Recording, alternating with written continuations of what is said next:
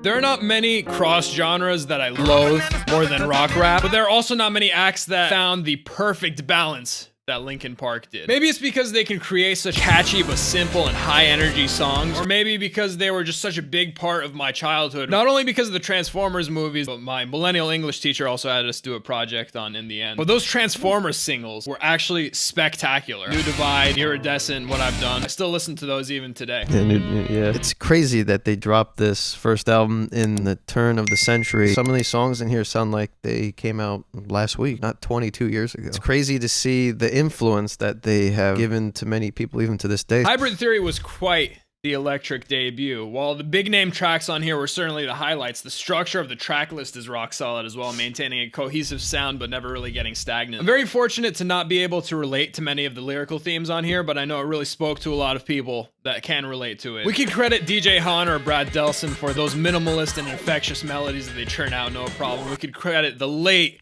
great Chester Bennington as one of the greatest vocalists of all time and the main draw of pretty much most of their discography. But I think who honestly deserves the most respect is Mike Shinoda. A guy with absolutely zero ego and just wants to make music that he loves, and honestly seemed like the glue that kept the band together for 2 decades. And it's also, like you were saying, hard to understate the impact that they've had paving the way for guys like even a Polyphia to blend the electronic and metal sound together. Without further bovine excrement, I'm Darius King. I'm Metalhead. Papercut.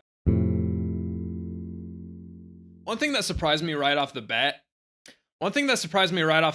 is the tone that Brad Delson was able to dial in. I know he uses single coils live, and I always thought it should be a Class A felony to use single coils to play metal, but he nails this one. Or maybe he used the PRS, I don't know. But either way, good job, Brad. Yeah, it's got that insane, heavy, hard, kicking ass start. And I love the vocal effects and the harmonies were really surprising to me. Like I said, they have this uncanny ability to dial up these simple but infectious melodies that never lose their luster, like the opening one here. Mike's flow took me a little while to get used to. After a while, I really started to enjoy it. He's fast, but his delivery comes across just like his personality. He's not trying to sound a certain way or portray an image. He's here to share his struggles, and that's it. I think it's a great start and really paves the way for the rest of the album. It's definitely not my favorite, but it's definitely, I think, one of their better ones. I love Chester, rest in peace. He's one of my favorite vocalists ever. But I really love when he just sticks to singing. Very cool foreshadowing of Crawling Beneath My Skin. And gets the seal of approval. No pushing out of moving cars.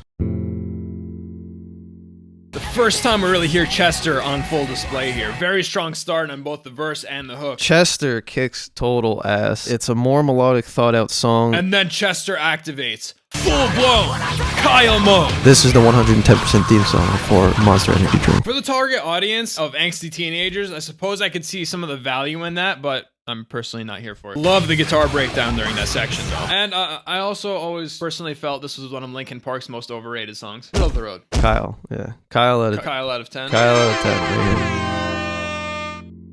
Right after Squidward finishes traveling back in time, we get the meatiest riff. Brad is part of the 7-string gang. Fuck yeah, 7-string gang. Really the first time we hear what I feel is peak Chester with that powerful and gritty vocals on the hook and his verse towards the back end. I appreciate the contrasting tones of the instrumental between the suspension of the pre-chorus and the big opening hook. Quick and good one. This one, the seal of approval. Another quick one. Strongest point of this song is their excellent blend of electronic sounds and metal tones, specifically with that opening arpeggio that continues throughout the whole song. That's the seal of approval.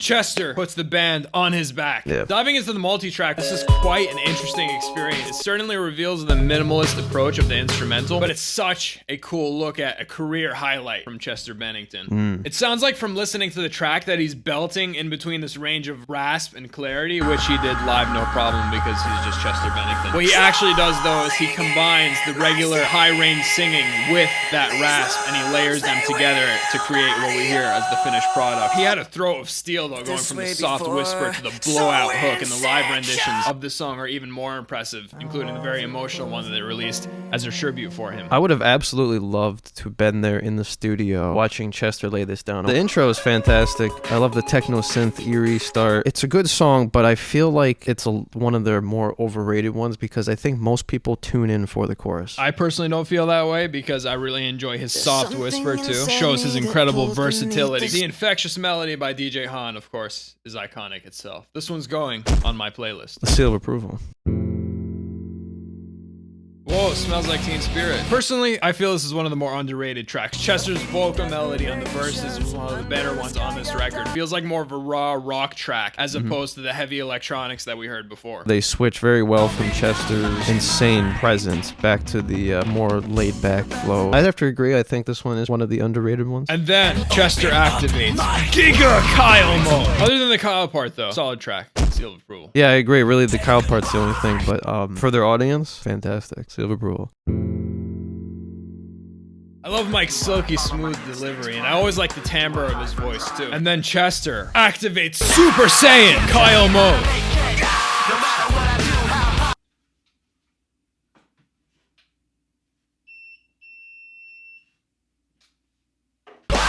It's as if the band members went to a construction site and they mic'd up the whole yard, and that was this song. Canine excrement, yeah.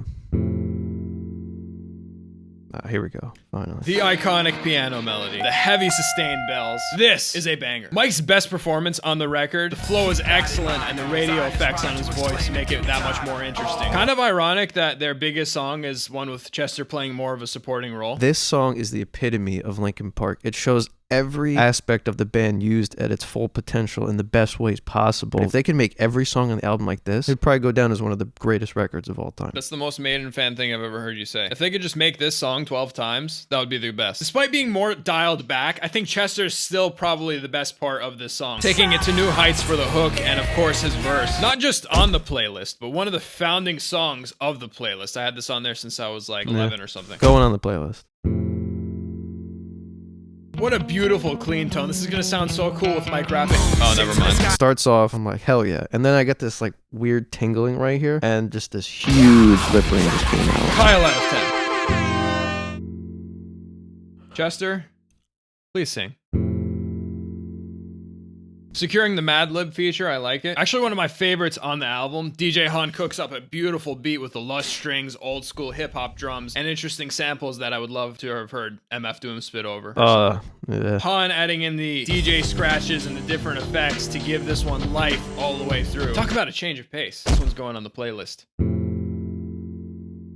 This is the one that there may be some beef here. This is just the same thing I've already heard 10 times. Which is exactly why. This is a super sleeper track. This one sounds much more like a peek into the future of the band, as it sounds closer to their later 2000 stuff than most of these other ones. Especially Chester's vocal approach. Build up into the ass-kicking main riff is quite the roller coaster. Surprised you like this And one. Mike's breakdown line is one of the best on this album. I feel like this is the Linkin Park formula that works. It's not bad, but it's not great. Big sleeper.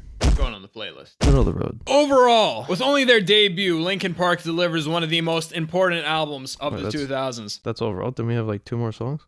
No. We didn't do December. That was the bonus track edition. Oh, I like December. With only their debut, Linkin Park delivers one of the most important albums of the 2000s. While I like some of their individual singles more than the big ones on here, like the Transformers singles and Burn It Down, this album is the most consistent, as you can see from my scores. Of course, this has the big hits, but plenty of slept on tracks like Pushing Me Away and Cure for the Itch as well. Yeah, Cure for the Itch was good. Very forward-thinking album with its unique arrangements and stellar performances for the turn of the century. What a great time to drop it and just change the whole scene. It definitely marked a turning point in the music industry, I think, and it really showed people to put a good fusion on the hip-hop rock, because like those are the 2 big scenes. Definitely the Age of the Kyle was reigning big. The only thing really holding this album back is kind of overused, just bland, explosive guitar and just heavy-hitting drums that follow up most of every song. As someone who despises rock rap, I tip my hat to them. This is a very good album. This one gets the seal of approval. Wait, let me do it for you.